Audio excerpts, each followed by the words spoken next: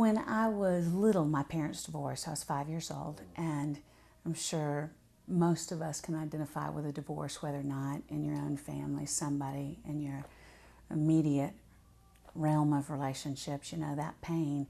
And it was, my parents' divorce was a very, very ugly divorce. It wasn't the way they depict it in television nowadays, where everybody remains friends. And I can remember as a 5-year-old little girl, of course I had grown up in church, seen all the Sunday school lessons flannel graphed, and was a good girl as best I could be in the South.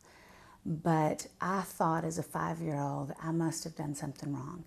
If I had been a better little girl, if I had been sweeter, if I had been kinder, if I'd used my inside voice more, maybe Dad wouldn't have left us. And as a little kid, I decided I'm going to be perfect from now on.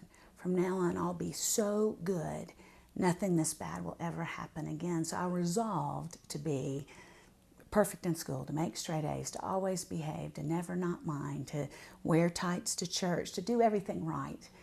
And maybe I was 7 when the pressure of trying to be perfect got to be too much, but I can distinctly remember one afternoon just being overwhelmed over something. You know, maybe somebody stole my bike. I don't remember what it was, but I was crying. And I never wanted my mom to see me cry because I thought she's had enough pain already, and good girls don't cry.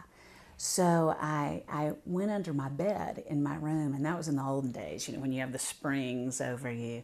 And I'm under my bed just crying as hard as a 7-year-old can cry. And I heard my mom's voice. She was at our back door calling me in for dinner. And I kind of held my breath under the bed because I thought, oh no, you know, I can't say I'm under the bed, Mom, because I don't want her to know I'm crying.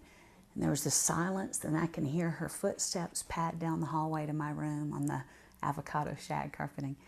And I hear her pause at my door, and I remember her saying, Lisa, honey, are you under the bed? Now, I don't remember, you know, I'm 44, that happened years and years and years ago. My mom and I talked about this recently. I don't remember what she said after asking if I was under the bed. I remember like it was yesterday what she did. It's probably 30 seconds. And I'm lying under there just stiff as a board, and the dust ruffle lifts up. And there's my mom's face. And she got down on the carpeting, and, you know, I'm thinking, I'm going to get in trouble for crying, for not being perfect.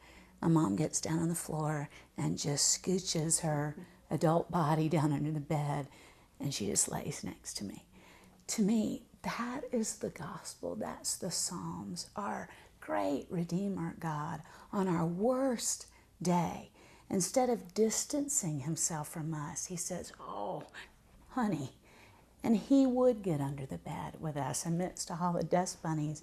That's the gospel. That's the Psalms. You see these incredibly imperfect people. And just like us today, the ancient people stumbled and bumbled as much as we do. And you see them in the midst of their mistakes, in the midst of their humanity. You see them crying out to God, sometimes fussing at God. And over and over again, what the Psalms reflect of God is this faithful love for these broken people. That's what I would love to write about for the rest of my life.